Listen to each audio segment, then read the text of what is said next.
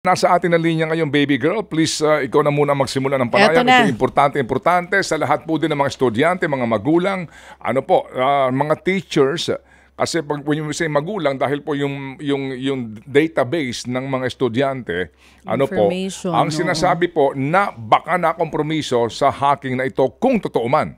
Eto nga po, kumpirmahin natin yan mula po sa DICT spokesperson, si Asek Aboy Paraiso. Magandang umaga, Asek.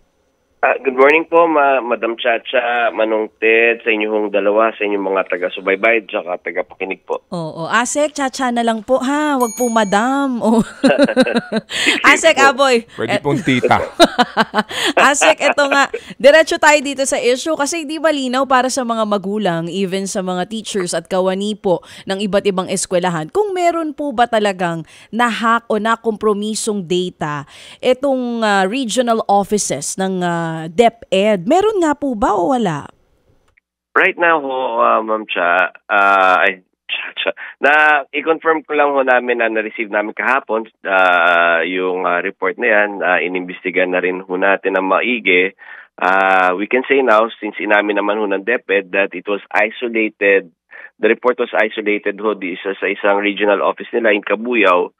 And we found out sa initial na investigasyon natin na mukhang hindi naman talaga na-compromise at saka walang indications of compromises yung mga IOCs natin na nangyari dito sa particular region na ho na to. Una-una ho, nagduda na ho kami kasi ang lumabas ho sa report is around 750 gigabytes of data daw ang nakuha, including tama yung report nyo na financial data. Kaduda-duda na ho yun para sa amin kasi by comparison, yung initial ho na hacking na nangyari sa PhilHealth, it's around 600 gigabyte.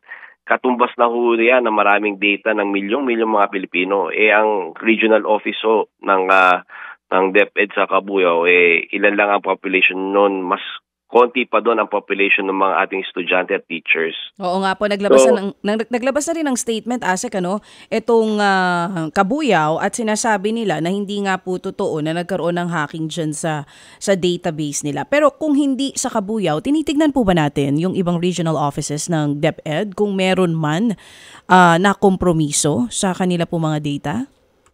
Ang ang sistema ho dito, ma'am, pag ang DepEd ho na-compromise, we can only investigate upon request or upon permission ng DepEd do sa mga system nila.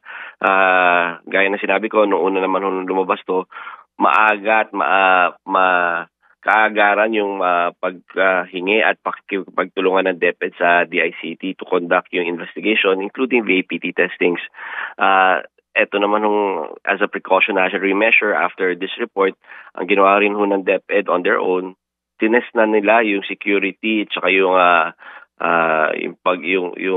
level ng firewalls nila sa iba't ibang mga regional office nila. And I think even yung mga main systems nila sa central office nila, sinusuri na rin ho nila at iniimbestigahan. So as of speaking, hindi pa po kumpirmado. Hanggang ngayon, vine-verify pa rin yung reports kung nagkaroon talaga po ng hacking. Doon sa Cabuyao, more or less certain na tayo na hindi talaga pero as a precautionary measure, ang ginawa ho nila, their entire system is now under scrutiny. Para ho, tinitingnan kung hindi lang kung meron naging hacking, but if their systems are pa rin ho, up to standards pa rin po. Pero yung sinasabi niyo po kanina, Asek Aboy, na yun nga, upon report sa inyo ng DepEd, doon lang kayo po pwedeng magsagawa ng investigation kung may hacking na nagawa. So ngayon na hindi pa nagkakaroon ng reports from other regional offices, mag-aantay lang kayo ng report galing sa DepEd. Kumbaga standby lang po talaga ang tatanging po pwedeng magawa ng DICT sa ngayon. Pero kasama rin ho sa paghintay. Pero to be clear and to be fair ho naman sa DepEd, sila ho mismo ngayon, they're having their entire systems check po. Yun ho yung gusto natin sabihin. Pero tama ho kayo, pag halimbawa naman ho sa ibang mga ahensya na ayaw, or parang even if there are reports na hindi rin naman ho kami pinapapasok at hindi tinihingi ang tulong ng DICT, what we can do is do an external investigation based on reports and based on probabilities. But unless we can tap into their systems, kasi kailangan ho namin ng access do sa logs at saka systems ho nila eh. Oo. Wala ho kaming, we cannot do a thorough report do sa mga compromises na yan at saka do sa mga, sa mga nangyayaring penetrations na ho na yan, Ma'am Chan. ASEC Aboy, I'm just curious, ang regional offices po ba ng DepEd, bawat regional office, may third-party IT security na humahawak or kawani din po nila ang nagme-maintain po para talagang siguruhin na hindi mahahack yung mga information na meron sila online? From what we, at least from the Kabuyao side, hindi namin alam yung ibang regional offices nila. At least sa Kabuyao, sila rin talaga nag-maintain yung regional office nila. So, they may procure yung services. So, siguro nung mga pagdating doon sa mga firewalls nila, third-party providers. Pero yung talaga nag-maintain ng system nila, ang DepEd din po.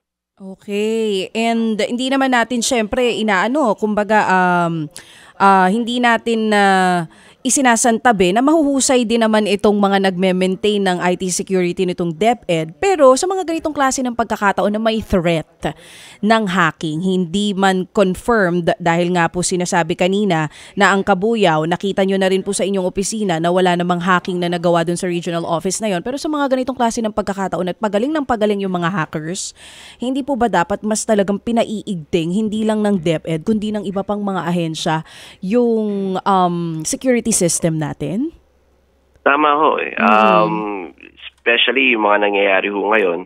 And to give context din parati natin sinasabi na ang ating pamahalaan, yung mga sistema ho ng pamahalaan on a very, very widespread net, on a daily basis, mga milyong pagtatangka ang nangyayari na i-penetrate at makompromiso ang ating mga sistema ng ating mga pamahalaan. So, tama ho yung sinabi nyo na kailangan paigtingin pa ho natin, pagputihan pa ho natin na palakasin hindi lang po yung mga systems but yung mga tao, ma-upskill natin, ma-train natin na paano to properly address tsaka to properly combat yung mga ganitong pagtatangka.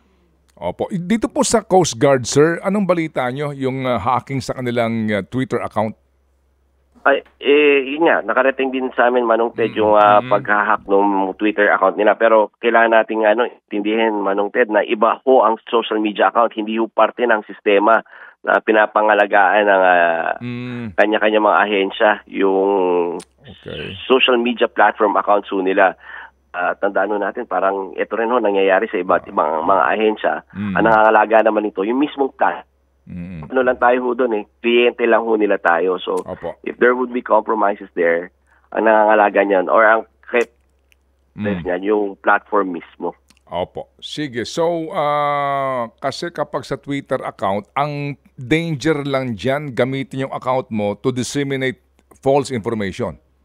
Tama ho. And more likely than not, ang nakaka-access ho niyan, yung kung sino yung nakakuha ng mga login accounts nyo ho. So, whether it's an inside job or parang, in most cases, na-hack yan because yung mga devices natin nako-compromise, yung mga kung saan tayo naglalagin doon sa mga social media accounts. For example, yung X, formerly Twitter,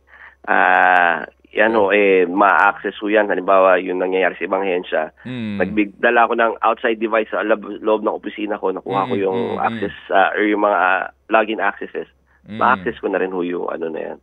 Opo. Yung account na yan. Sige, kumbaga ang delikado po yung mismo kapag database na ang pinasok kasi yun ang maaari pong pakinabangan ng mga sindikato. Pero doon sa Twitter, basically po gagamitin yung account mo para nga sa dissemination ng maling informasyon. Yun po yun, dissemination or parang ang madalas nangyayari, Manong Ted, it's not even dissemination, para ipahiya ho yung ahensya. Napasok namin. Okay. Ipahiya yung ahensya. Yan nasampulan namin kayo, mahina kayo, kumbaga. No? Opo. Pwede bang ethical hacker yon? Pwede rin ho. Gaya nga nung itong nangyari sa DepEd, yung sinasabi ng hacker, yung data na nila na nakuha, although very suspect ho yung sinasabi nila nangyaring event, ang sinasabi naman nila, ite-turn over nila sa mga ahensya para masuri yung mga data na yan, kung totoo yung mga data na yan. At ma-prevent yung future events again. Yan yung tinatawag natin na advocacy hackers. Opo. Yung ginagawa talaga yan para patunayan na mahina yung inyong sistema. At ma-improve po natin. Tama po. Sige, so ang ano lang ho dito, no, ang pinaka-importante, transparent dapat lagi yung agency. Kapag may nangyari pong totoo na pagpasok sa inyong sistema at nakakuha ng informasyon, mag-abiso ka agad. Tama po. At para naman matulungan at masuri ng DICT naman magawa namin yung aming trabaho na suriin kung ano-ano yung mga points of entry, saan ang mga kahinaan ng sistema nyo, para naman magkaroon ng pag-a-address ng sistema to, hindi na maulit-ulit at ma-remediate natin yung effects. Yung importante ho tama ho kaya transparent kasi halimbawa totoong nangyari to. Dapat ho yung data, yung mga individual data na yan, masabi natin sa mga individuals na concerned para magawa nila yung remediation nila, palitan yung passwords nila, abisuhan yung mga bangko nila, na palitan yung mga login data nila, na or kaya ilipat yung account. Opo. Sige, so para nga din yung mismong mga may-ari po ng informasyon, maabisuhan din para maging ikmat sa posible nga, di ba? Na mangyayari na hindi tama, hindi maganda, labag sa batas na mga gagawin doon sa iyong personal information. Sige po, so ASEC Aboy, salamat muli sa inyo pong panahon at kami lagi nandito lang para po sa tamang informasyon. Ako, Manong Ted, Tom Cha.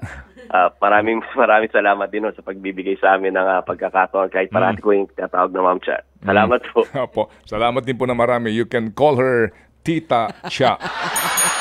Talaga nilaglag mo kay ASEC Aboy. Ted Filon at DJ Chacha ngayon nasa Radyo 5 92.3 News FM Monday to Friday 6 to 10 a.m.